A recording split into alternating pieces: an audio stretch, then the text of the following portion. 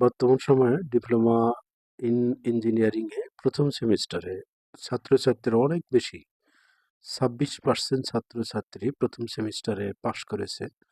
অর্থাৎ বাকি ৭৪% ছাত্রছাত্রী ফেল করেছে। এটার একটাই কারণ তারা এখানে থাকে কিন্তু লেখাপড়া করে না।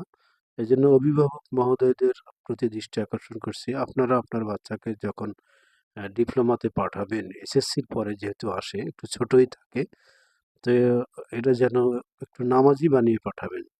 ছোটবেলা থেকে যদি নামাজের অভ্যাস থাকে, বাইরের কোনো কিছুতে আসক্ত না হয়, নামাজের প্রতি আসক্ত হয়, তাহলে সে লেখাপড়া করবে এবং পরীক্ষায় পাস করবে এবং আপনাদের টেনশনও কমবে যে বাচ্চাটা লেখাপড়া করলো কি করলো না, কোথায় কি করলো, এরকম চিন্তাভাবনা মাথায় থাকবে না। ফলে তার লেখাপড়া ভালো হবে, সে সহজেই পাস করে ডিপ্লোমা ইঞ্জিনিয়ার হয়ে বের হতে পারবে।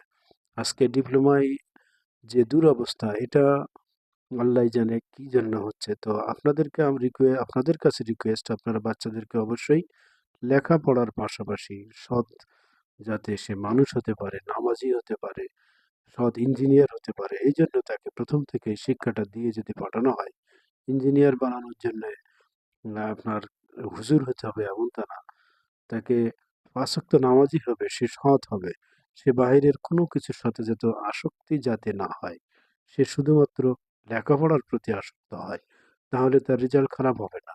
সে যেখানেই যাবে সেখানেই ভালো করবে এবং মা-বাবা বাড়িতে বসে টেনশন করবে না এবং মাথায় তাদের কোনো চাপ থাকবে না। সন্তানের প্রতি দুশ্চিন্তা থাকবে না। আশা করছি বুঝতে পেরেছেন।